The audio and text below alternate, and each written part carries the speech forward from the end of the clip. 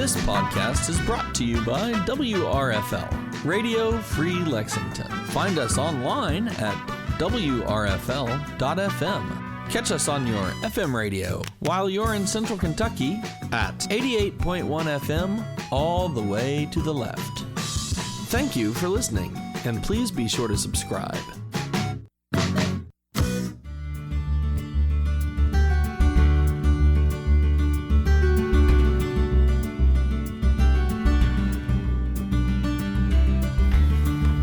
Hi, welcome to From the Woods, Kentucky. I'm Lhotka, and I'm here with my co-host Renee Williams. So we're on the road today, and we're in Berea, Kentucky. It's a cold, rainy January day. We have 3 guests with us from Berea College, and then we also have 1 guest with us from the University of Kentucky. So I'm going to kind of go around the room and introduce who we have with us today. First, Clint Patterson, and he is the Berea College Forester.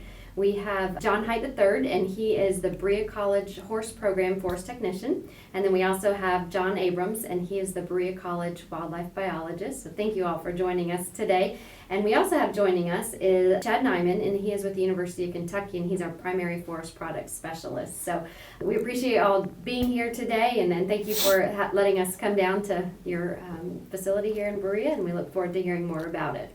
So tell us a little bit about Berea College Forest and the facility that we're in now. Because that was the same year that Carl Schenck, who is widely known as the person who started the forestry school at Biltmore, that's the same year that he did that. Well, our forester was already teaching classes here and purchased with his own money 200 acres, which we're sitting on now, where our outreach center is and where his old log cabin is that we now use as our office. So there's a lot of interesting history here, and we continue to manage the forest much like Silas Mason's original vision, which was for it to be a multiple use forest that would be used for timber, for water, this is a managed watershed that supplies the drinking water to the surrounding area, and also education, because it's a college, and he saw the importance of educating the students out in nature and teaching them about forest management. And then also recreation. This is one of the earliest examples of recreation being something that was integrated into the very first management plan. And what they were doing back then was having what they called Mountain Day, which still exists now. Every year it's an annual event where the students, the faculty and staff come out and celebrate the mountain. So we consider this to be one of the, perhaps the oldest continuously managed multiple use forest in the nation, and it's definitely within the top 5 oldest managed forests in the country. So a lot of history here, and we're just happy to be here and try to continue to work off of what he established, but also take things in a direction that is innovative and creative and continues to improve as we learn more about this, this changing environment, this changing forest resource. Kind of the main topic for our show today is horse logging that you guys do. Can you talk a little bit about how you got into that here? Yeah, sure. Initially, whenever people hear about horse logging, they tend to think of that being something that is like a historic reenactment, something old-fashioned that probably isn't really feasible or practical to do. But for quite a few years, I've now and then got to run into different horse loggers, and I was just fascinated with Jason Rutledge's program. He runs a nonprofit called Healing Harvest Foundation in Virginia. I ran across a Mother Earth News journal in 1987 when I was trying to decide whether or not to go to college and what I would major in.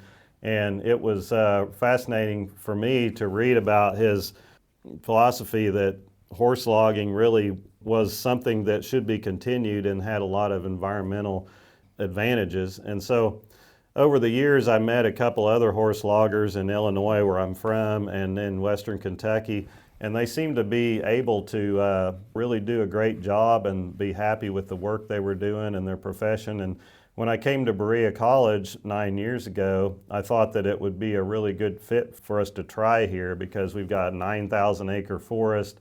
We have our 8 great commitments here at the college, which one of those is service to Appalachia. And I can't think of anything more Appalachian, so to speak, than horse logging, than protecting and also utilizing our forest resource, which is more than 50% of the land base and much higher than that in some counties in Appalachia, to help manage that resource in an environmentally responsible way that's also preserving a skill set and a culture that is rapidly disappearing. So with Jason Rutledge's help, I contacted him and invited him to come here and speak, and he sort of inspired enough people here that I was given through our administration eventually some leeway to experiment with having some contracting some horse loggers to come and mule loggers to come and do some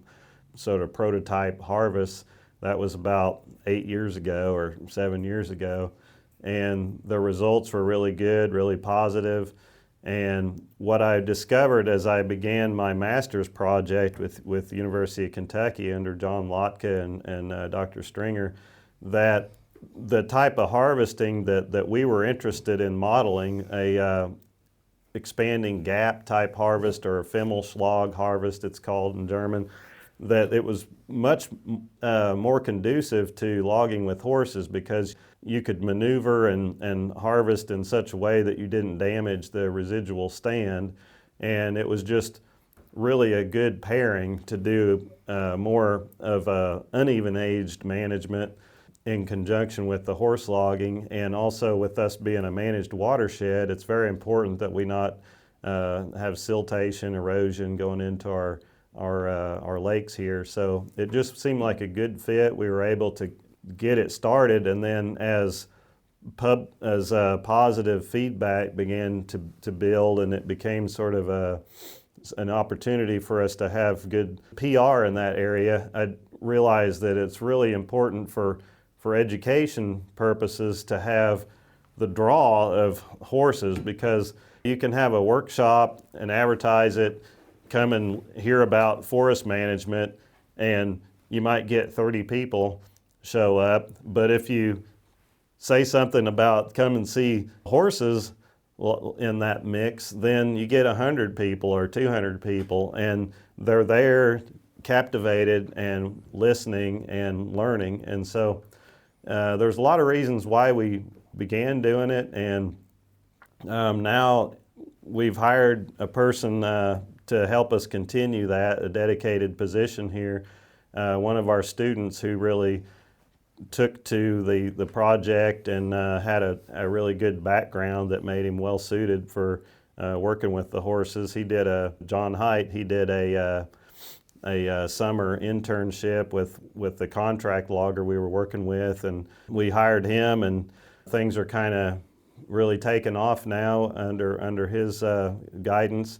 I will say, though, that there was a person I want to give some credit to too, Bob Warren, who was our forest technician at the time that we began initiating horse logging here. He actually took it on himself. He became impatient to see something happen with us having our own horses, and so he bought a team of horses, Suffolk Punch horses himself, and he was learning how to use them whenever tragically he found out he had cancer, and he didn't live long enough to see all that come to fruition. But he took it on himself with his passion to see this become a reality, that he actually put his own money towards that effort, buying those horses, one of which is one of our college horses today. So his legacy lives on, and John has, as one of our students, picked up the reins, so to speak, and we just hope it continues to grow there. We have another student, Abby, that works with John, and she's got a great background in dressage and riding horses, and she's really taking to it too, and we like to think maybe we can add her on at some point. But we're really excited about the program, and we're excited about the attention that UK is willing to give us.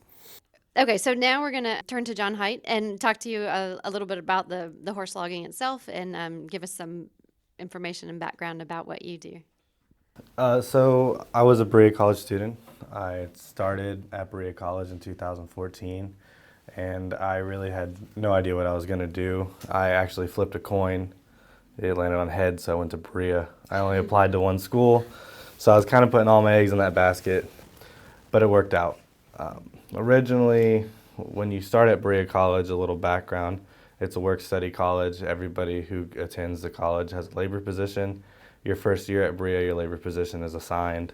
And in my first year, I was in the dining hall washing dishes. So obviously I didn't want to do that. I grew up doing that my whole life. I grew up in restaurants.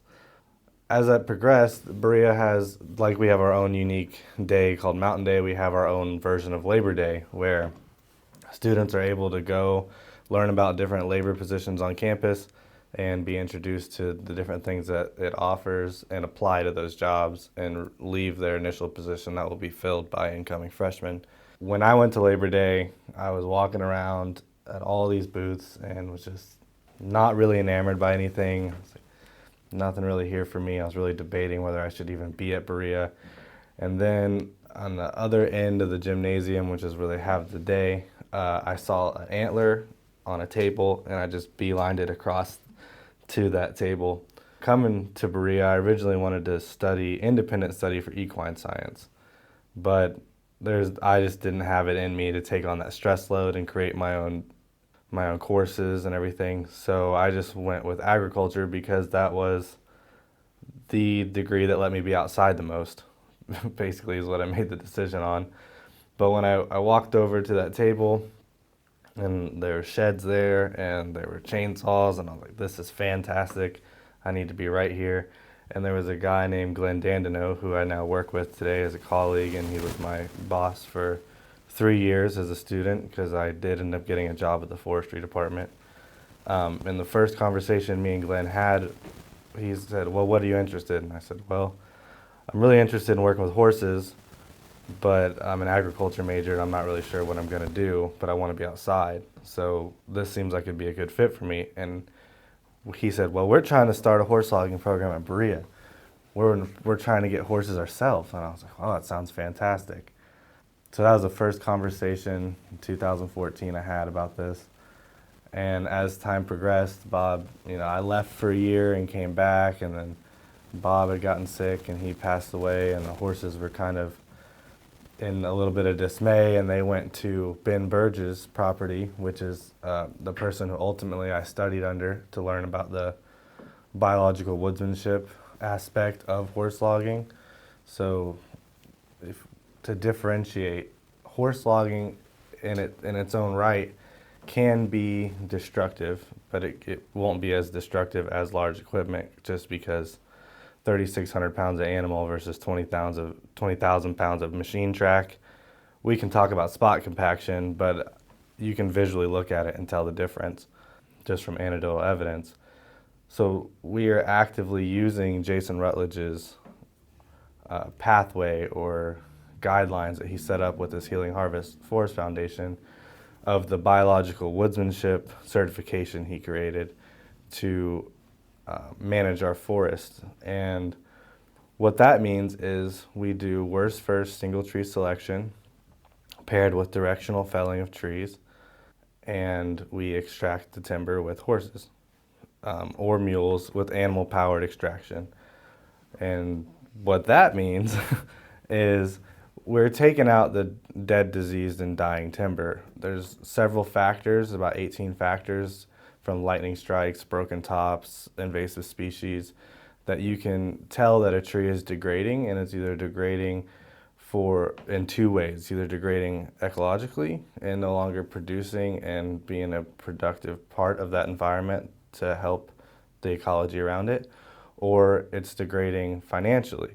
So the quality of the timber standing in that tree is breaking down, and ultimately that means less profits coming in, which at the end of the day, we have to create profits to perpetuate the practice. So, and then that paired with the directional felling, which can be difficult with a worse first tree because it's already degrading. Directional felling is very important because you're making an effort to drop a tree in a way it's not damaging the younger residual stand that it's in. So you're looking for pockets, you're looking for maybe if I'm dropping a white oak tree and there's a younger late succession or late regeneration white oak next to it, it would be a tragedy. It would be very bad for that future stand forest to damage that young tree. So if it's leaning that way, I might try to push it to the left or right of the tree to avoid hitting that tree, because that is what will become the large mass-producing, mass-fruiting, high-quality timber that we want in the future. So that's where the directional felling comes in. And then as well as that, we pair that with the animal-powered extraction, which allows us to have smaller, less impactful skid roads, and we buck the log in the woods.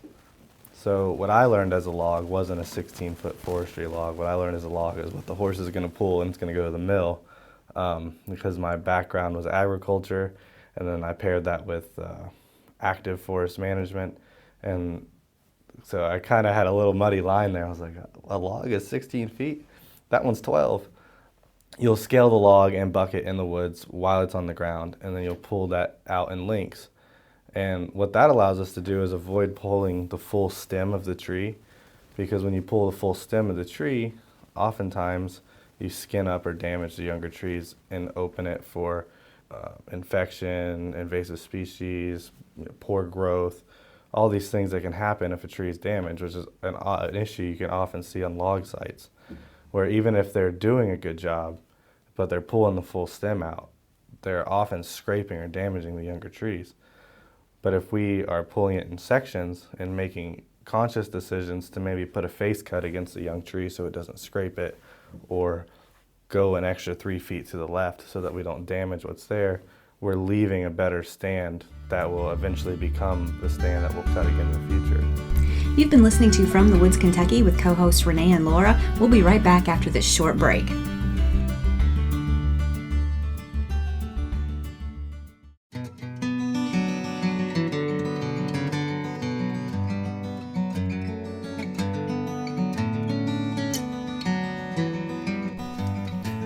Welcome to Wildlife Sounds from the Forest. This is Dr. Matt Springer. I'm an Assistant Extension Professor of Wildlife Management within the Department of Forestry and Natural Resources here at University of Kentucky. I'm here to teach you a little bit about the animals that live in our forests, especially those here in Kentucky. For those of you who might just be joining us, each week we'll play a wildlife sound from our forest. Here's our sound for this week.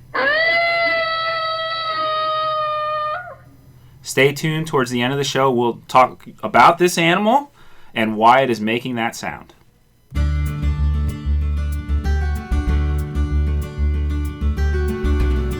Welcome back to From the Woods, Kentucky. Let's get back to our interview. And as well with that, we leave the top in the woods, which maybe that's not special. Most people leave the top in the woods, but we are actively leaving the top in the woods for a couple reasons. We're trying to cut the top down to where it's about 3 feet off the ground, and it's not going to, if we burn in the future, which we are working on doing at Berea, it's not going to climb, become a bigger fire than we want. But also, if we leave the top in the ground and that we leave a nice quality seed tree next to it, that seed tree will mass produce. Those seeds will fall among the downed canopy. Once they germinate and become trees, those trees now have a better chance of defeating things like deer browse, other issues that occur with trying to do regeneration, because many of us have taken deer past the trails, trails through the woods, and we know that the deer take the path of least resistance. So if there's a young shoot of a new upcoming tree within the canopy that you've left on the ground, they're not going to go out of their way to browse that in the canopy. They're instead going to browse what's in the open area that you've left, maybe on your skid roads or whatever. That becomes your path of least resistance. As well as that, the canopy cover of the broken top that we've left in the woods and cut to 3 feet off the ground so we don't have 12 feet of top sticking up, that acts as competition for that young seedling, and it can create rapid growth and a nice straight stem to start with to reach its way out above the left canopy. So in a way, you're trying to promote late stage regeneration by leaving those tops, but strategically. You're leaving those tops next to a nice seed tree that would be a high quality veneer log maybe, but instead of getting that $2-3 a board foot, you're promoting your future forest.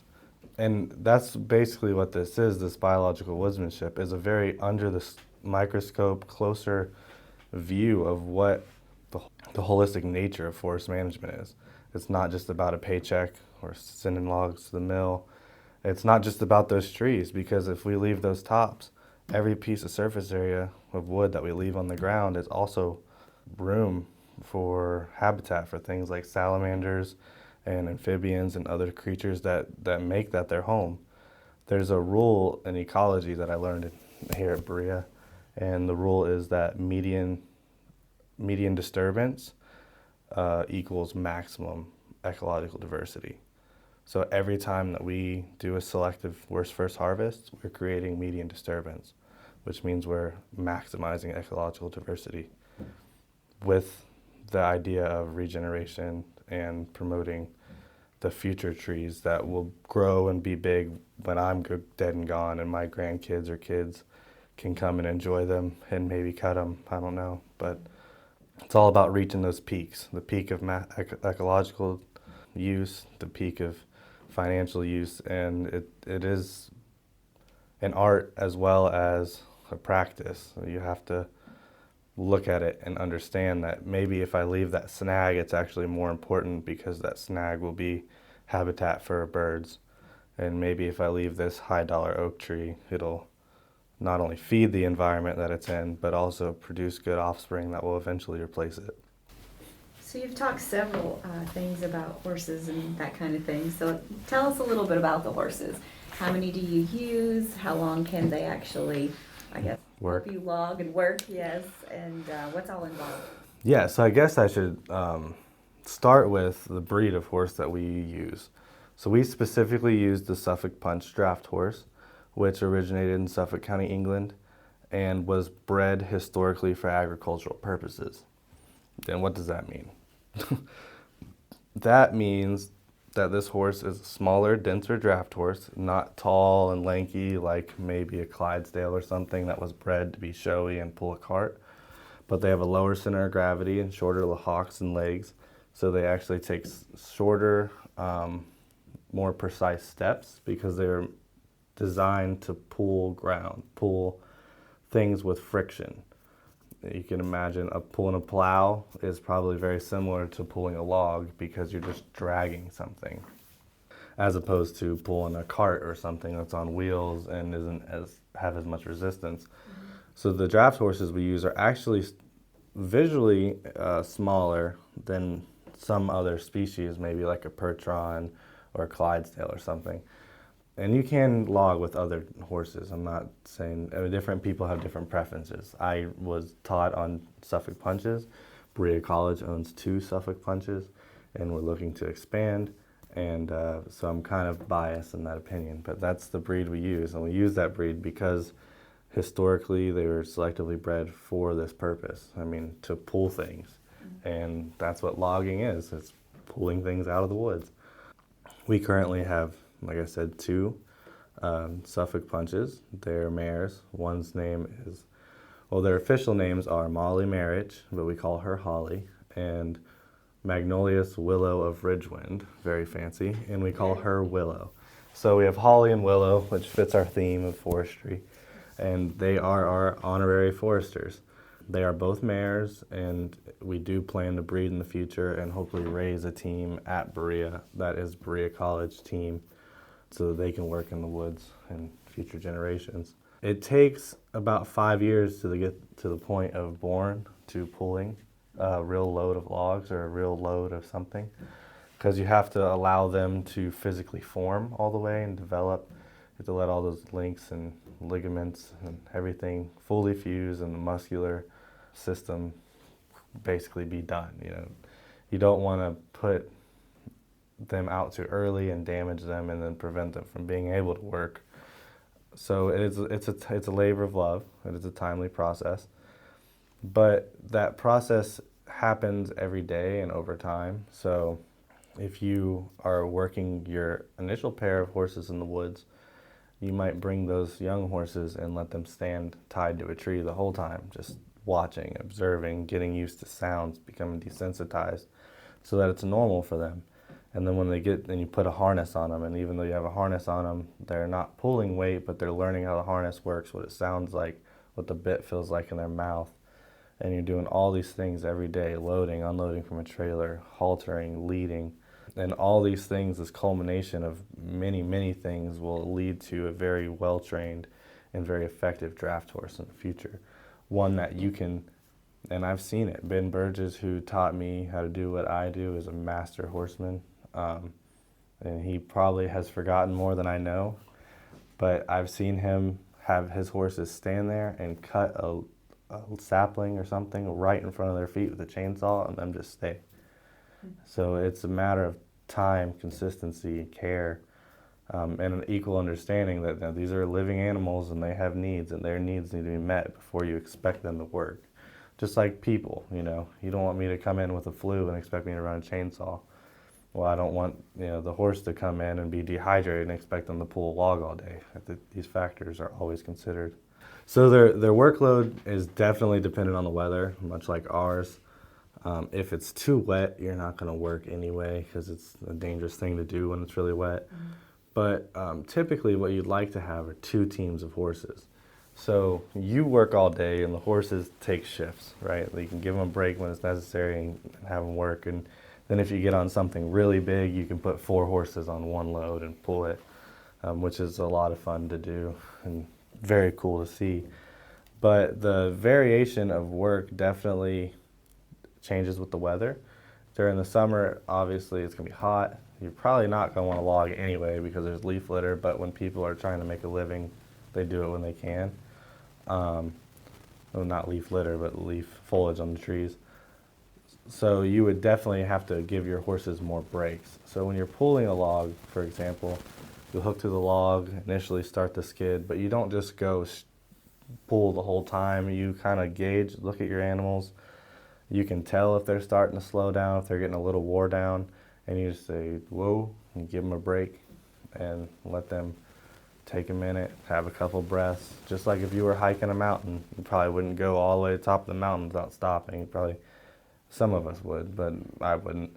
I'm a lot like the horses, short and stocky. So I would probably, go up a few 100 feet, 100 yards, and take a second, get my breath, and then go again. That's the same thing we do with the horses. But it's your job as the operator, as their leader, to visually acknowledge what's going on and give breaks and stop appropriately. But you also have to do it in a way that you're not becoming too systematic, or they'll begin to anticipate what you want, and they'll get, I'm going to stop right at that spot. But you don't necessarily want them to do that. You want them to listen to what you're doing, not just stop because, we've stopped here twice. This is the third time this is my place. So maybe the next time you make them go another 50 feet or you stop them 50 feet shorter. However, but definitely have to give them breaks. And then that's the same thing as maybe they've worked for 4 hours, 3 hours, and you're like, this team's looking pretty sweaty and tired. I think I should give them a break and pull out the other team, and you rotate. But basically, you can work all day. There's not really a limitation. It's just how good are you at observing and giving the appropriate breaks at the appropriate times. Just like I can work all day, I can do a 12-hour day, but I probably couldn't do a 12-hour day if I was just full bore, max potential the whole time. You go to ebb and flow. You've been listening to From the Woods, Kentucky with co-hosts Renee and Laura. We'll be right back after this short break.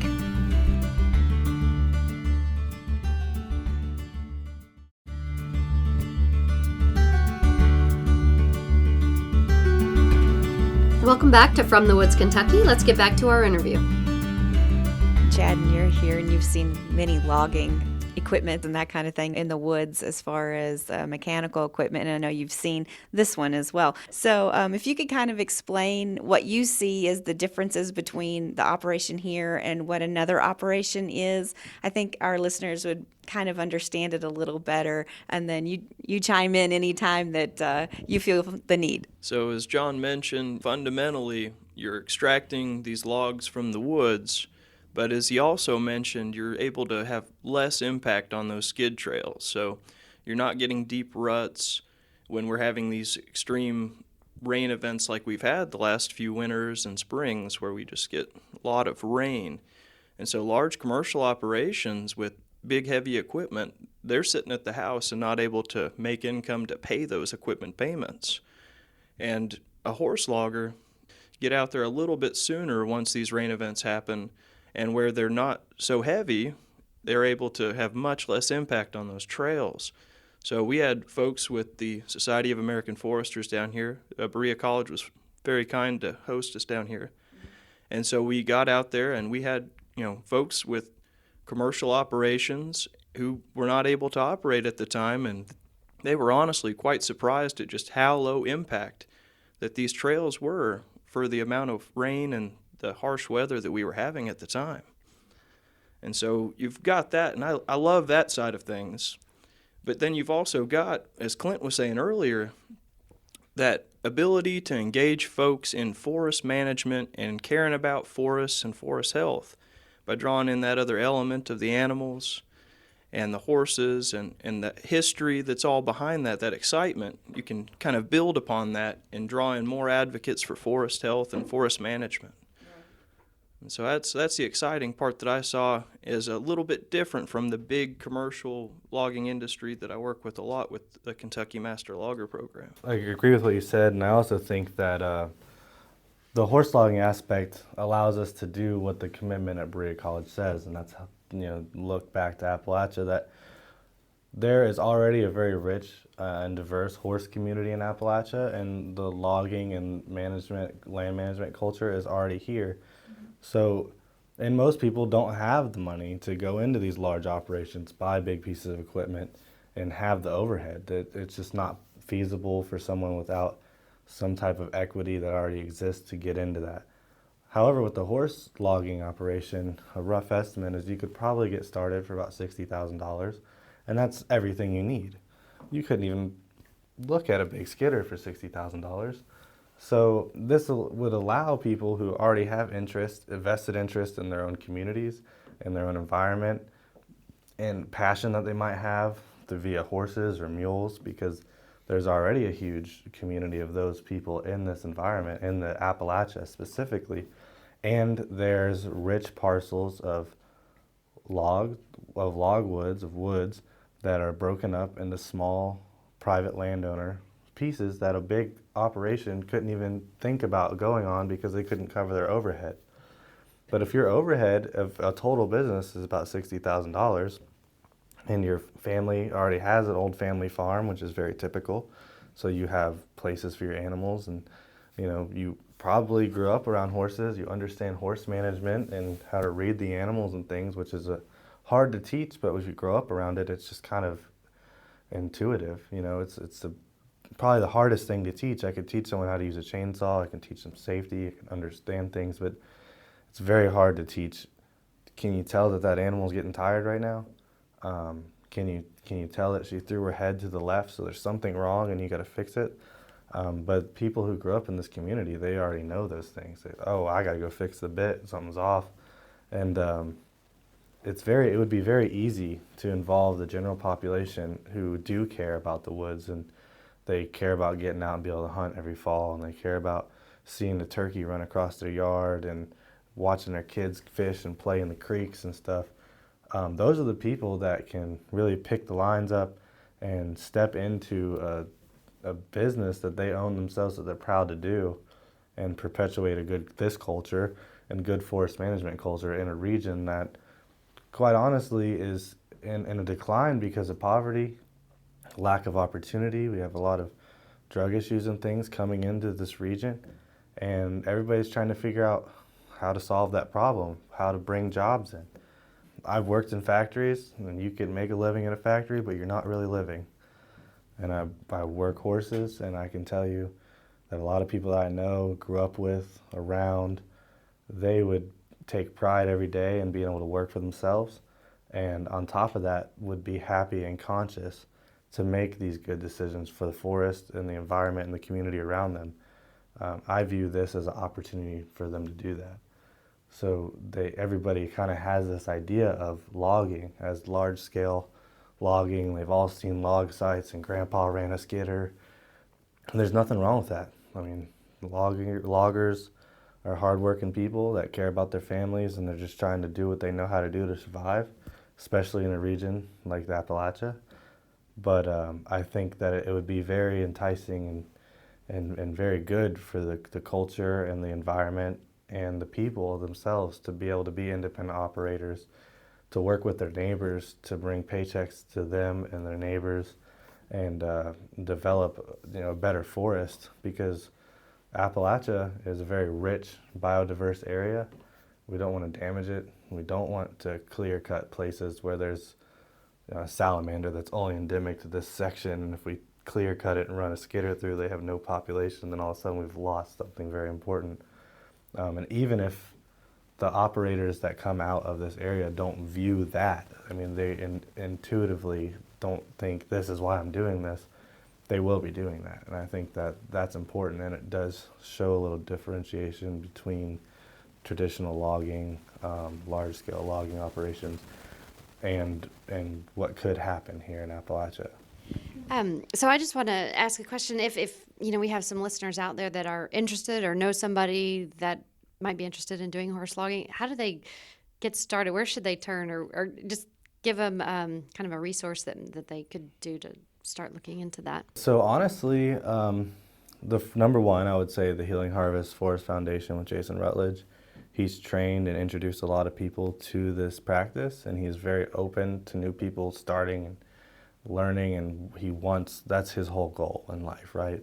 Is he wants better forest management, and he wants it done with animals, But even past that, social media, you can get on Facebook and look up horse logger and search, or horse loggers roundtable, or all these different pages, and you'd be surprised there's actually small groups of people doing this all over the country, up north, down south, out west.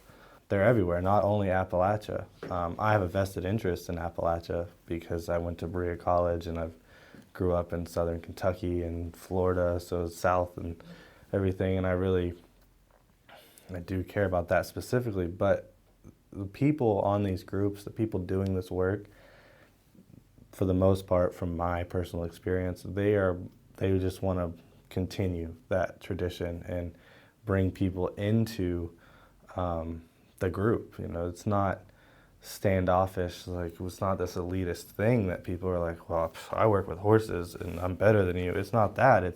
It's hardworking people who care, who want to perpetuate a culture for younger people or anybody who's interested, especially the Suffolk Punch group of people who are trying to promote this breed of horse. Everybody's been overwhelmingly generous to me and taught me things, and people who are almost strangers, I can call. I have some of their numbers. I can call them, and just if I have a question, they'll tell me everything they know about it, and they'll take their time to talk to me because they care about the next generation that's going to take up the lines and do this work. Agreeing with John, what was apparent to myself and to many of the folks in our group when we got to watch this horse logging going on was that how apparent it was that this is the type of program that's about reconnecting people to the land. And so it was just amazing to see that connection and that ability to draw folks back into the old historical ways of doing things and keeping that alive. Yeah, so I'm going to slightly correct you a little bit, Yes. but not Please. in a rude way, I hope. And saying that it is a historic way of doing things, but we're doing it this way because it's the best for the land. Yes. So it is tying people, their morals, and what they love together, and hopefully teaching them a practice that they can create income as well. So it's tying people to the land in the way that they have a new respect and a better holistic understanding. I like that.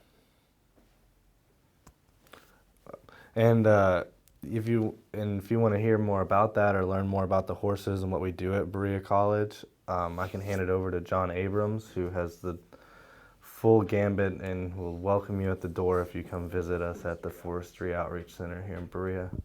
All right, yeah, thank you, John. I'm John Abrams. I'm the wildlife biologist here at the Forestry Outreach Center. So we are located at the base of the Pinnacles hiking trails in Berea, which was recently rated the #1 hiking trail in Kentucky. So please stop by if you're in the area.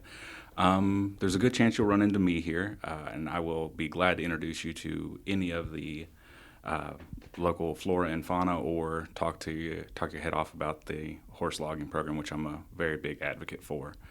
So one thing I would like to mention, if you are interested in horse logging, is to please stop by here. We have several events throughout the year that are geared specifically towards the horse logging, and the horses will be here quite frequently. The reason why I am such a big advocate for the horse logging is, as John was saying, the moderate amount of disturbance creates the maximum amount of biodiversity. So I manage a iNaturalist biodiversity project for the Berea College Forest Properties, which as of right now has around 1,500 unique species here. And that includes over 30 threatened and endangered species. And one of the reasons why we do have so much ecological biodiversity on our forest is the fact that it's been managed for over 100 years. And that's not just preserved, that's been actively managed. Unfortunately, in this day and age, you can't just leave your forest of its own devices and expect it to be healthy over the long run.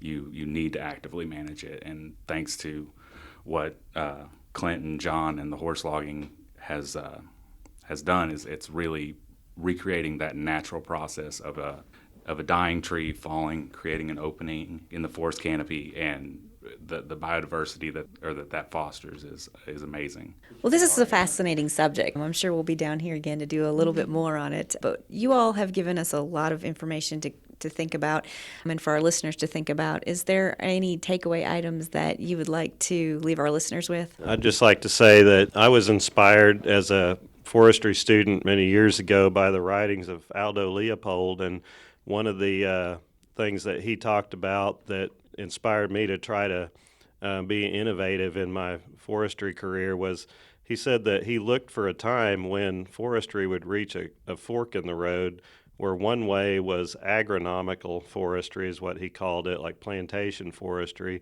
and the other way was ecological forestry. And the father of conservation, father of wildlife management, and he saw that fork in the road a long time ago, and I believe that here we have a chance to demonstrate that there is a need and a real possibility for us to manage forests in the ecological model. And it's about bringing together the wildlife biologists and all the other aspects that go into natural resource management, and managing the resource in a way that is light on the land, that is putting the ecological community at the forefront. And one of the things that Leopold also said was that when we begin to manage the forest as a community, then we will treating it with love and respect, and it will take care of us as we take care of it. So there's nothing against plantation forestry. There's a place for that, but where we have primary forests or forests that are very diverse and still have all those ingredients intact in a working ecosystem, we want to try to manage for that, to continue that. For me, I think the biggest takeaway that I want people to have is not that you need to become a horse logger and not that you need to work in the woods, but I hope that people can see what we're doing or working and trying to do here and walk away thinking that they can do something to better the planet and the overall ecosystem. Everything from a little snail to a giant oak tree is important, and whatever is your thing, please hold on to it and make a difference, because we only have one planet and we need to manage it. We need to take care of it appropriately, because if we take care of it, it'll take care of us. Okay, so my takeaway is going to come from my time at EKU. I was a wildlife management student, and Dr. Charles Elliott there always would beat you over the head with the one definition of wildlife management, which was balancing the needs of wildlife with the needs of people. And I think horse logging fits into that perfectly, because it's not just wildlife. The entire ecosystem is in a balance when you log with horses instead of big industrial machinery. So as we talk today, there are several different approaches for being able to extract this wood, and they apply, for the different type of setting that you might have, the size of your land holding, the type of practices that you might want to employ on that property. You might have different wildlife objectives or other things that you feel that you can have a better chance of succeeding that route by the way that you go about it. And so none of these are oppositional to each other. That's an important thing to note. What's really important, though, is that we are recognizing that these hardwood forests that we have in this region are native, and that we are doing little manipulations to be able to get the wood that we need for the products that we use in our daily lives.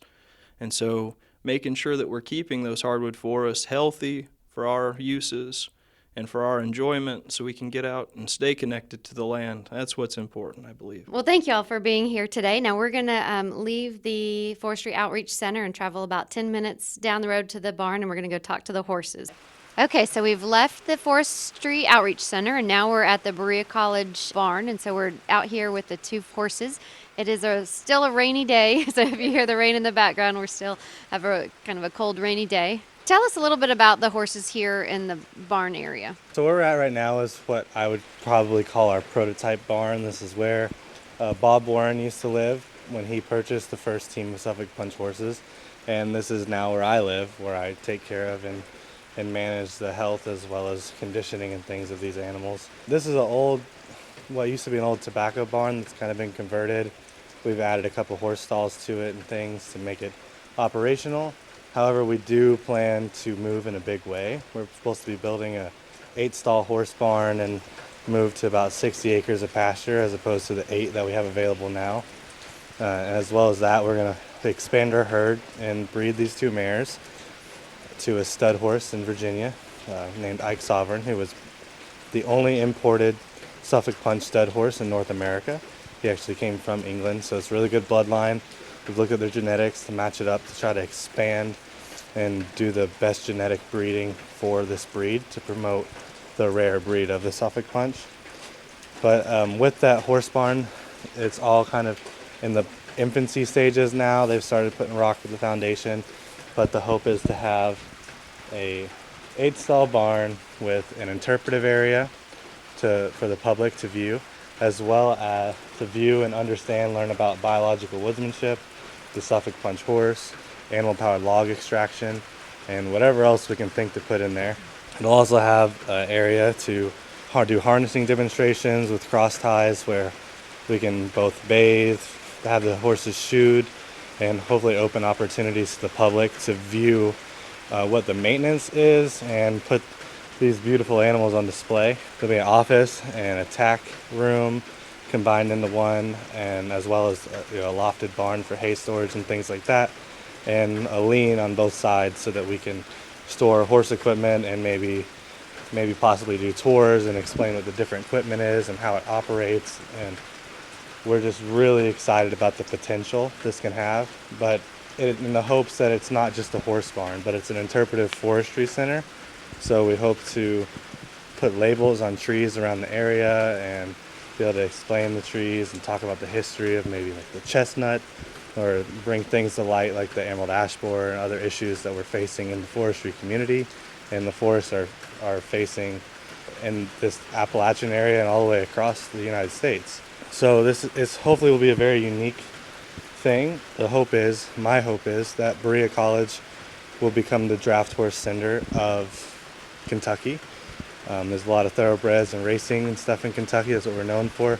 But these draft horses could be the workhorses for the work college, which is what Berea is. And this could be an opportunity to both teach forestry and horsemanship at the same time. Obviously, since we're radio, people can't see, but we're going to post a picture of what the horses look like. But explain a little bit about the horses and kind of what we're looking at here. Okay, so the Suffolk Punch horse is basically a roan or a red horse with possibly some lighter colors around the fetlocks and feet, and maybe some of them have white features like a star or a stripe on their face, although the preferred Suffolk Punch is a lot like Willow here, which is a nice dark red color. These are both very good looking horses. These are smaller than a lot of the Suffolk Punches, and they're smaller than a lot of draft horses, but the looks can be deceiving. They have a lot of weight to them. They're wider, so even though they're both sitting at the like 16 and a half hand mark, which is, the hand is 4 inches, or like a hand where you put your hand to them. Right. But they're both sitting around the 16 and a half hand mark, but they're much wider and denser, and they have a very large center torso with a short leg and short cannon bones, which allows them to have smaller steps. So if you look at these horses and the joint placement on their legs, and then if you look at a riding horse or a Clydesdale or something, you can compare that and see how much lower this is. But that lower center of gravity means they have a lower center of pull, so their center of draft is lower, so dragging things like logs on the ground or farming equipment to plow a field or something, that allows them to be very efficient in that manner, as opposed to maybe a larger horse that was made to have that nice flashy step so they could pull a cart in a crowd or down a road or something. So these are just truly work horses, and they're not very flashy. There's red horses, but they don't have to be flashy because the purpose is for them to work, and kind of like honorary foresters to us. All right, well, you've brought some equipment out here to kind of show us what you do with these horses. So kind of explain to us what we're looking at. What I have placed on the barn door here is what's called a D-ring harness, and I apologize for how dirty it is, but the work is dirty. So we use what's called a New England style D-ring harness, and the D-ring, the name comes from this D-ring, coincidentally right here. You have the harness, you have their collar, which the harness braces to with the hames, which is this part right here, and then we have the headstall or bridle where the bit sits in their mouth, and that's how you control the horse. The reason we use the D-ring harness is because unlike a Western style harness that has the ring on the neck and transfers the weight on the neck, this actually transfers the weight of the load onto the back, and that improves the longevity and health of the horse. It also makes the pull more efficient. So instead of dragging from here at the neck area, the weight is transitioned on the back, and this D-ring distributes the pull of the load throughout the whole set of harness, and they're able to pull a heavier load more comfortably. So that's the reason we've consciously decided to use a D-ring harness.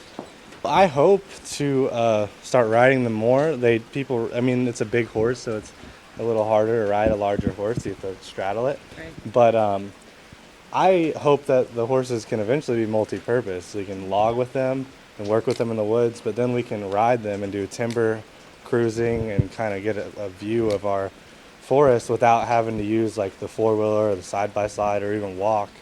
And hopefully that'll allow us to see nature and the way it operates a little better, as opposed to a loud engine. You can walk in on a quiet horse and not only enjoy your day at work and get inventory done and see what you're doing, but if you stumble upon deer and things, you're going to get a more natural presence. You're more likely to see the wildlife because you're not running an engine through the woods. And it would not be hard, especially since we use this style of harness. They're used to the weight being right on their back, where you would ride anyway. So I have ridden Holly. I haven't ridden Willow yet. She was a little bit more nervous of a horse, so I was working with her, desensitizing her, getting her used to loud noises and cracks and snaps and things before I got on her back, which, I think makes sense. But these horses, amazing. You won't see most people stand right behind their horse and lean on their butt or pick up their feet and stuff without being kind of cautious. But I can walk right behind them, lift their tails, pick out their feet, do whatever I want to do. And they're so used to something, log arch, a log or something being behind them that you're not really ever worried about getting kicked or anything. They're just wonderful creatures. Okay, so you said we had Holly and Willow here, and about how old are they now, and then how long do they work for in the field? Yeah, so that's a fantastic question. Earlier we talked about you can kind of start pulling with them around the age of 5, really start getting them on a real load of lumber or whatever you're working them with. Currently, Holly is 11 and Willow is 9, and their working age goes into the 20s, very easily up into the 20s, and the horses can live up until their mid to late 20s before they end up leaving us. Unfortunately, that is part of it. They're animals. If you're doing this long enough, you're going to lose some, but they're like friends and colleagues, and that's always going to be mourned and not looked forward to. The fun thing about this is you take your older horse that's worked and maybe is 15, 18, 20 years old, but still pretty healthy, and you'll pair them with that young horse, that 4 or 5-year-old horse that you're teaching, and you'll actually let the older horse teach the young one. You know, they have all this time, experience, and wisdom, so just like I work under Clint Patterson or other people in the forestry industry or horse logging, and I learn from them every day. These horses will get paired with their predecessor, or with their master, become their predecessor, and learn from them as well. So although the human aspect, the person is teaching and guiding that teaching, the animals are teaching each other. So it really is, you know, you don't just retire them and say, oh, you're 18, it's time to just go to the glue factory or just go sit in the pasture. Instead, you say, well, you know, you've done this work your whole life, you're good at it, you love it. Here's a youngster to be next to, and then you can watch them teach each other. So I've seen some of that. I haven't had the opportunity to do as much of that. I have done some of that. Whenever Holly had her foal this last summer, I actually had the foal tied to the arch, and I'd ride around, and she got used to the noises, and you know, I worked him in this back pasture, and I'd pull firewood with these horses, and she'd run around and see everything happen. And it took her a little while to figure it out, but eventually she realized, oh, that's just what Mom's doing, so I'm comfortable, and that's what the log arch sounds like, so there's nothing bad there, nothing's coming to get me, that's a normal noise. And I would pull firewood into this pasture and cut it up with a chainsaw, so she got used to the sound of the saw, and all of a sudden you'd watch this young foal who years and years from being able to pull logs, but is already comfortable around the noises and things that occur during that type of forest management. Can you explain about the equipment that you use to actually haul the logs in and describe that? The main piece of equipment that we use when logging with horses, if you're not just skidding on the ground with a single tree or something, is a log arch. And a log arch is basically a single axle contraption with the seat, slots on the back to put a chain into, and the one I have in particular has a release latch and actually what's called a dashboard in front of you, so you can support yourself and stand while you're working. They do vary, but the basic principle of all of them is a metal frame, single axle structure with a seat, a deck to stand on while you're working the horses, and a way to link chains onto the back. So you often use what's called like a choker chain. They'll slide over a chain and cinch on itself to hook a log, or skips, or grabs, or interchangeable term, and you drive those into the log and then you pull it like that. And what the purpose of the log arch is, and what it does, is it allows one end of the log to lift off the ground and create less drag. So essentially it makes it easier for the horses to pull the load, but also it creates less damage to the ground as you're pulling it. So instead of having the full surface area of the log dragging on the ground, you just have one end. And on top of that, what we do, for example, especially with a butt log typically has a flare at the end, and that can really dig in and be like a plow to the earth. So what I'll do is go and I'll cut that flare off and round it off so that all the edges are smooth. So when I drag that heaviest log out, it'll drag with the ground instead of against the ground, and it essentially doesn't leave a rut like it would if I didn't do that. So it's about the low impact nature of what it does to the ground, but also the efficiency of pulling the timber out, and how much easier it makes it on the horse. Well, John, as you've explained to us, these are big animals, big horses. They've got very large feet. They're working really tough labor out in the woods. Can you tell us a little bit about the care of their hooves? Absolutely, I can. So a very essential part to the efficiency of these animals is that they have good, solid feet. You could imagine, and most people in Kentucky or around horses at least know that your horse is only as good as its foot. So we do take a tremendous amount of care and thought into how the feet are cared for on these animals. They're on a 6 to 8 week shoeing rotation right now. We work with the Kentucky Horseshoeing School, and they are a facility that trains young farriers and a student-run, faculty-directed program where they work under master farriers who know everything that they're doing, and they learn initially on cadaver feet, and then they're able to work with real horses, and they hand make shoes, and they hot shoe these horses, and when the horses come in, they'll clean them out, check everything, pull the shoes. If they've lost a shoe, they'll build me a shoe from scratch out of raw metal, and then they'll shoe these horses. So they're hot shoed, perfectly fitted to their feet, and it's a beautiful relationship between Berea and the Kentucky Horseshoeing School, because like Berea has a student labor program, they're also a vocational style school that teaches students through a labor program in essence. A little different than ours, but it's the same principle. These horses never leave with a bad shoe job. There's always a master above them or with them, coaching them and teaching them as they work. So much like Berea College work study program, where we have students learning and developing skills while participating in the function of whatever it is they're interested in their case, horseshoeing. I'm able to take the horses at Berea College and work with another facility that does the same thing, has students come in and learn from somebody else that knows and teaches them and then propels them out into the industry. So we've worked with them, and then I've also been able to make conscious decisions to use feed companies such as Hallway Feeds in Lexington, which is a locally owned feed company, and they're the great staff, very helpful. If I walk in with a problem and say I need nutrition, something to match the conditions we're in right now, they're more than happy to help me. And they've turned me on to a hoof supplement called Hoof Stem that I give to the horses in the morning in their feed, and it's made their feet harder and stronger. And with continued work on every 6 to 8 week cycle, bringing these horses to the farrier at the Kentucky Horseshoeing School, we're able to have a very solid, very well working hoofs on these horses, which translates to better, more secure foot placement, happier horses, and less potential issues that could, shorten the life of the ability of these horses to work. So the hoof care and feet care of the animal is extremely important. Okay, well, we're going to wrap things up here. We really appreciate you allowing us to come out to Berea College and showing us your horses and talk to us about horse logging today. And unfortunately, it was a rainy day today, but I know you worked with some of our forestry students, UK forestry students, yesterday, and showing them kind of the horses in the field. And so we'll post some of those videos on our episode page.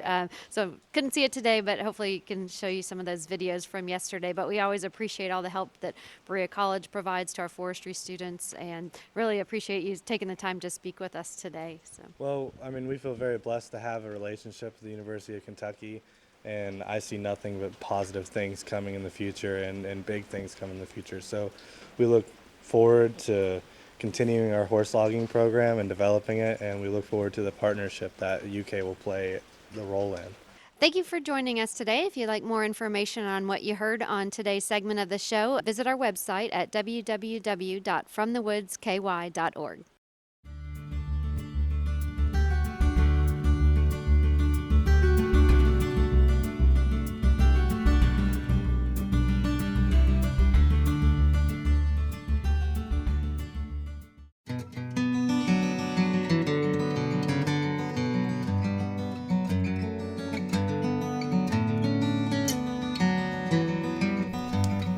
Welcome back to Wildlife Sounds from the Forest. I'm Dr. Matt Springer, Assistant Extension Wildlife Professor in the Department of Forestry and Natural Resources. Before I tell you what that sound was you heard at the beginning of the show, let's play it again for you. Okay, I think most people know what that one is. Yeah, and it's one that's common across much of North America now. Traditionally it wasn't, but when we lost the wolves, when they were extirpated from many of our areas, the coyote kind of filled that niche. Okay. Wolves actually kept coyotes under control. Oh. And once that opened up, the coyote took advantage and kind of migrated itself into now it's down into South America. Oh, okay. So traditionally, coyotes are found solely in North America. Now in South America, they have expanded into many areas they weren't normally in. Okay. So why the howl? Well, it's a communication, Okay. right? So they, like many of the canines, and they do a lot of talking to each other. And actually, so the howl is just one of the several ways they communicate. There's also wolves, like a woof. Right? Not the animal wolf. Growls, huffs, barks, bark howls, yelps, and whines. And so they have a bunch of different types of calls. And all of them mean a little bit separate. Something different. Right? They're trying to talk to each other, find each other, let them know when they're angry, when they're submissive, when they're looking for a mate, all of those things. So they're just trying to talk to each other. They sometimes group up into larger packs, especially in the winter when they're trying to hunt, take down, say, a deer on the ice. But most of the time, they're usually solitary. So they let others know where they are and try to defend their territories. So deer obviously is something they Deers eat. What are else do they potentially eat? on the menu. They have a pretty diverse diet. If you're a sweet corn grower, you know that they're trouble. Oh, But they can get into melons and many of the vegetables that we make, fruit. Their diet is rather diverse. They do eat a lot of small mammals. So voles, moles, mice. That's a large chunk of their diet. And then if they can take advantage of situations and find fawns in the spring, summer, they'll consume those, as well as potentially lambs, calves, sheep. We don't have as many of those issues as people think. And actually, they get blamed a lot for issues from like domestic dogs that are free ranging, that are actually caused by them, not the coyotes. So they get a bad name sometimes, but they do get in their own form of trouble. so are they more afraid of us, or should we They be cautious? usually are more afraid of us. However, they're very good at adapting to our environments. We see that a lot in areas like Chicago. They've had them around for a long time. Oh, wow. And, we've seen there's videos going around the internet where they come up and try to grab kids sometimes. So it can be a serious issue in some places. And it's known that if you have a coyote that's potentially not worried about humans, you probably don't want your 3-year-old playing outside. Right. Or even up to like 8-9-year-olds. Wow. Yeah, so they can be quite aggressive. They are trying to survive, and if they think they can take advantage of a situation, they're going to try to. There's also things like pictures of a coyote that would ride a train around, then hop on and sit in a seat and lay down in a seat and actually ride the train. Oh my goodness. Yeah, they're kind of Just depends. They have different personalities. I mean, what do they look like color-wise? color-wise, so generally they're like a light gray, tawny color. Sometimes at a distance it appears almost silvery white, but it's really more of a gray. Now there is variations that you can see in all black coyote. There's actually it seems like there's a population that you hear a lot about down in Whitley County that has a lot of black in that population, in that area. There's a range of color there. They can appear almost brownish tan, and sometimes they're all over the place. But there's also 19 subspecies within so you may have a variation there within those subspecies. Right. And size. So these guys can get upwards of 45, 50 pounds. Okay. But usually they're in the 20 to 30 pound range. That's the typical. Yeah, but their fur is so thick they look like a fluff ball, and they always look bigger than they really are. Oh, I see. They aren't very tall. They're just look big from a distance. Okay. So, like I said, we talked a little bit in the beginning here about where they came from, and Dr. John Cox just put that article together for a magazine that talks all about that. So, if you want to hear more of the story, you can get it on our website. Yes, which you know where that is, and probably should tell them. Yeah, you can go to ukforestry.org or go to fromthewoodskentucky.org. We'll link the article there. Yeah, he did a wonderful job putting that story together to tell about it. So it's definitely worth the read if you have any interest in coyotes. Definitely. So do they make dens as well? They will use dens just like foxes for pup rearing, and if something happens to mom, dad calls it quits. He's out. So he doesn't, that parental desire is not as strong. There. No.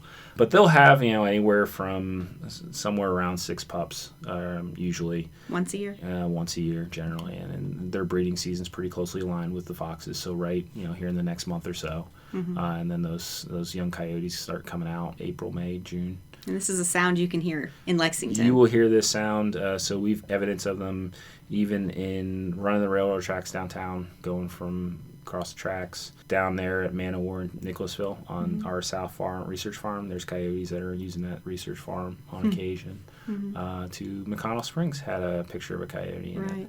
So they're all over. They're all over the place. And they're all over the state, and we're not going to get rid of them anytime soon. All right. So, well, thanks for coming in and talking about coyotes. no problem.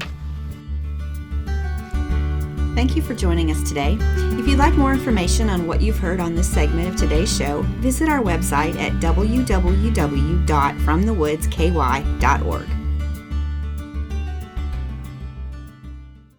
Hey there. If you're enjoying this podcast from WRFL Lexington, you may enjoy our live radio stream at WRFL.FM and, of course, via radio at 88.1 FM in the Central Kentucky area. We have a wide variety of programs you're sure to enjoy. Just go to WRFL.FM/schedule and see what programs appeal most to you. Thanks again for listening to this podcast from WRFL Lexington.